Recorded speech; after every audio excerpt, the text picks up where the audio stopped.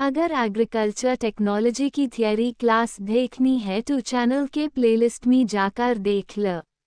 चलो स्टार्ट करते हैं। एग्रीकल्चर टेक्नोलॉजी 50 महत्वपूर्ण MCQs क्रम संख्या 51-100। 51। भारतीय कृषि विरासत का कौन सा प्रमुख लाभ वर्तमान कृषि में देखा जाता है? ए. टिकाऊ कृषि तकनीक। बी. उन्नत रासायनिक खेती। सी. पूरी तरह से मशीनों पर निर्भरता। डी. केवल व्यावसायिक खेती। उत्तर अ. टिकाऊ कृषि तकनीक। 52। जैविक खेती की परंपरा भारत में कब से प्रचलित है? ए. 18वीं शताब्दी से। बी. वैदिक काल से। सी. ब्रिटिश शासन से। डी. 20वीं शताब्दी से। उत्तर बी. वैदिक काल से। 53। भारत की पारंपरिक कृषि में किस प्रकार की खादों का उपयोग किया जाता था? ए. जैविक खाद और हरी खाद। बी. रासायनिक उर्वरक। सी. कीटनाशक आधारित खाद। डी. केवल कृत्रिम खाद। उत्तर अ. जैविक खाद और हरी खाद। 54। पारंपरिक भारतीय कृषि में कौन सी सिंचाई प्रणाली प्रचलित थी? ए. कुएं और तालाब। बी. ड्रिप सिंचाई। सी. भूमिगत जल चैनल।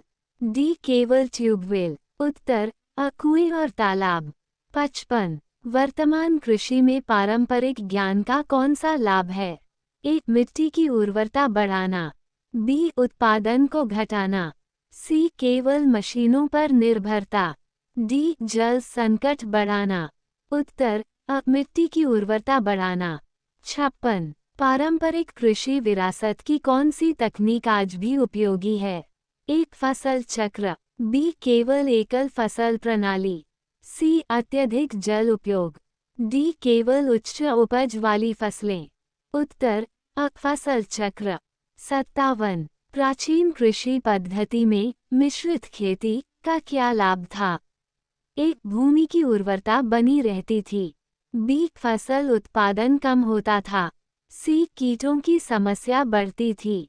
डी. फसलें जल्दी नष्ट हो जाती थीं। उत्तर अ. भूमि की उर्वरता बनी रहती थी। 58। भारतीय कृषि प्रणाली में परंपरागत रूप से कौन सी प्रमुख खाद प्रयोग की जाती थी? ए. हरी खाद। B. Urea. C. Super phosphate. D. DAP। उत्तर अ. हरी खाद। 59। वर्तमान समय में पारंपरिक कृषि का सबसे महत्वपूर्ण योगदान क्या है? ए. जैविक खेती का विकास। बी. मशीनों का अधिक उपयोग। सी. सिंथेटिक उर्वरकों की अधिकता। डी. केवल निर्यात पर ध्यान। उत्तर अ. जैविक खेती का विकास। 60। भारतीय कृषि विरासत में किस फसल चक्र को अपनाया जाता था? ए. दलहन तिलहन चक्र। बी. केवल चावल गेहूं चक्र। सी. केवल गन्ना तंबाकू चक्र। डी. केवल मक्का गेहूं चक्र। उत्तर अ. दलहन तिलहन चक्र। 61। प्राचीन भारतीय कृषि में कौन सा जल संचयन तरीका प्रचलित था? ए. कुंड और बावड़ियां। बी. आधुनिक पाइपलाइन प्रणाली। सी. भूमिगत नहरें। डी. केवल डैम आधारित सिंचाई। उत्तर अ. कुंड और बावड़ियां। 62। वर्तमान जैविक खेती में किस परंपरागत तकनीक का प्रयोग किया जाता है? ए. गोबर खाद और हरी खाद। बी. कीटनाशकों का उपयोग। सी. केवल आधुनिक मशीनें। डी. रासायनिक उर्वरकों पर निर्भरता। उत्तर अ. गोबर खाद और हरी खाद। 63। प्राचीन भारत में कृषि उत्पादन बढ़ाने के लिए कौन सी विधि अपनाई जाती थी? ए. मिश्रित फसल प्रणाली। बी. केवल रासायनिक खादों का उपयोग। सी. केवल एकल फसल प्रणाली। डी. सिंथेटिक बीजों पर निर्भरता। उत्तर अ. मिश्रित फसल प्रणाली।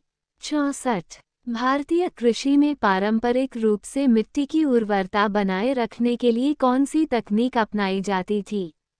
ए. खेतों में प्राकृतिक खाद डालना। बी. केवल रासायनिक उर्वरकों का उपयोग। सी. फसल जलाना। डी. कीटनाशक छिड़काव। उत्तर अ. खेतों में प्राकृतिक खाद डालना। 65।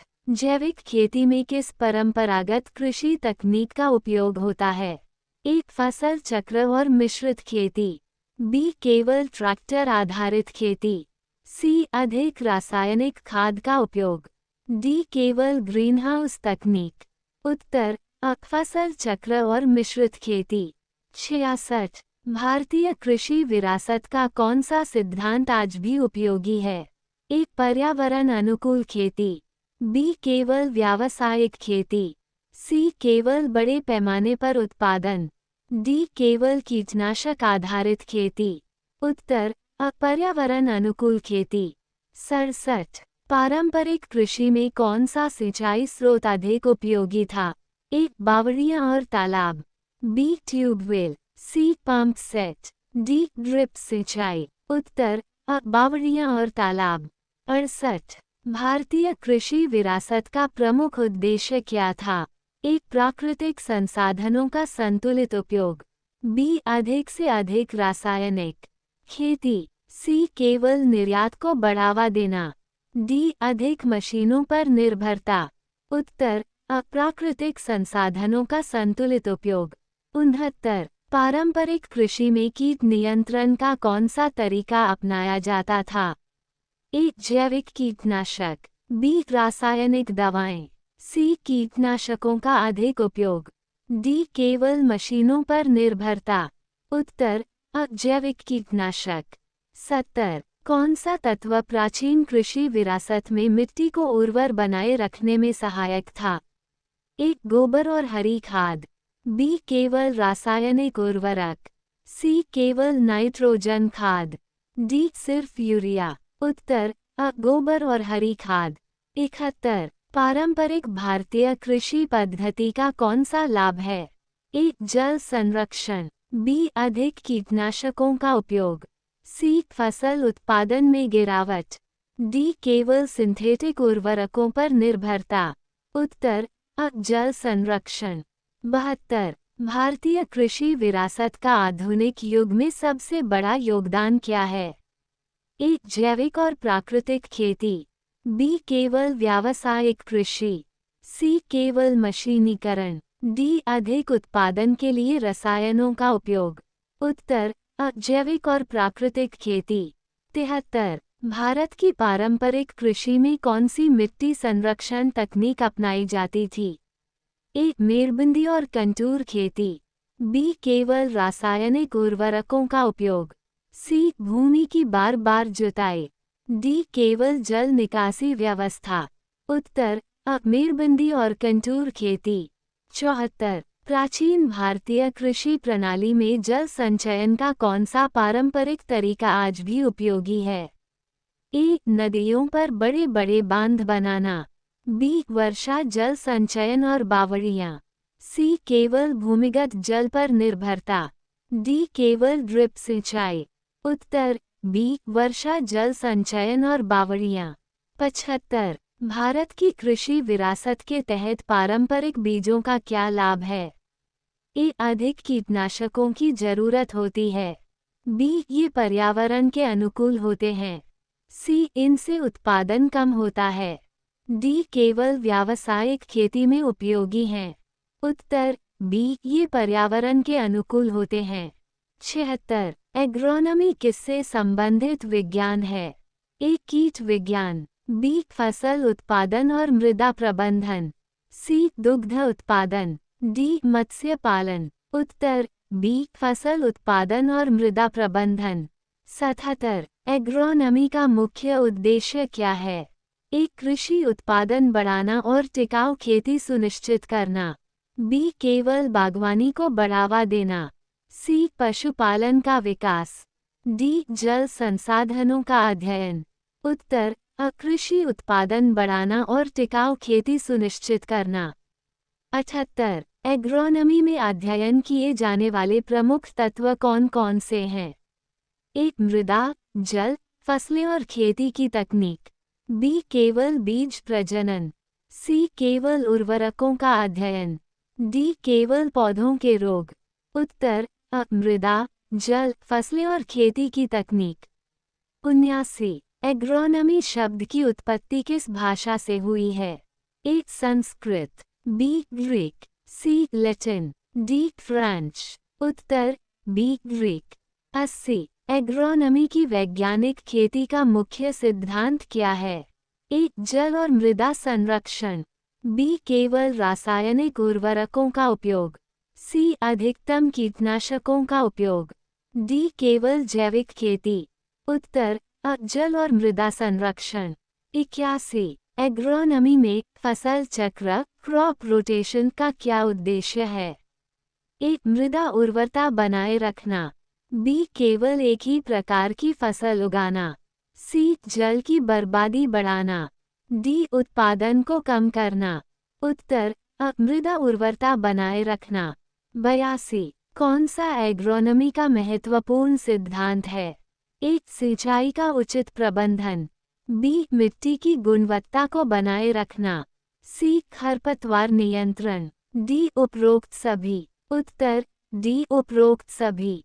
83। एग्रोनॉमी में फसल प्रणाली क्रॉपिंग सिस्टम का क्या महत्व है? एक फसल उत्पादन की गुणवत्ता बढ़ाना, बी केवल मिट्टी को सुखाना, सी कीटनाशकों की खपत बढ़ाना, डी केवल कृषि उपकरणों का विकास करना। उत्तर अ फसल उत्पादन की गुणवत्ता बढ़ाना।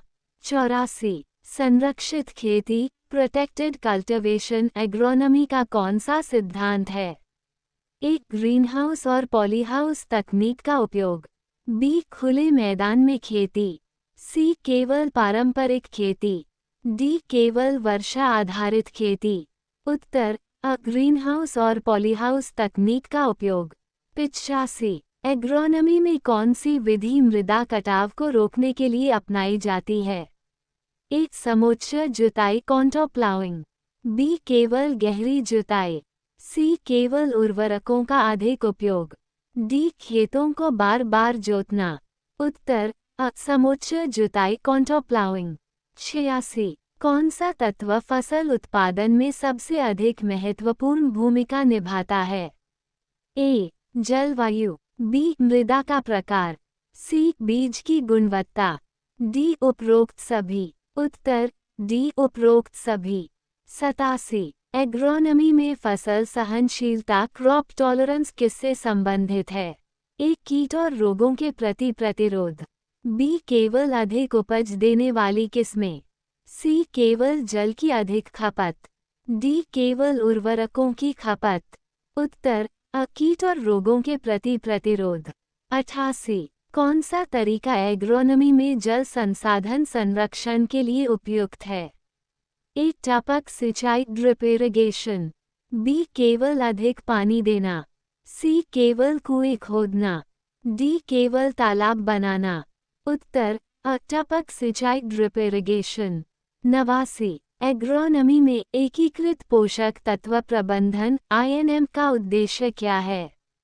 ए जैविक और रासायनिक उर्वरकों का संतुलित उपयोग, बी केवल जैविक उर्वरकों का उपयोग, सी केवल रासायनिक उर्वरकों पर निर्भरता, डी बिना उर्वरक के खेती करना।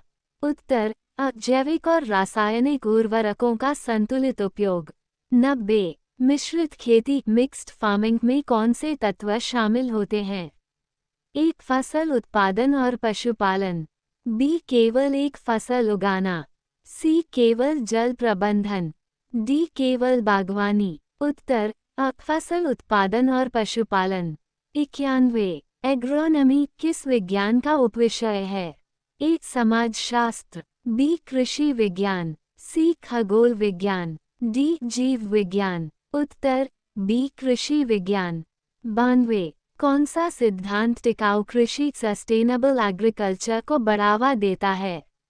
ए मृदा और जल संरक्षण, बी केवल कीटनाशकों का अधिक उपयोग, सी केवल जैविक खेती, डी केवल उच्च उत्पादन वाली फसलें।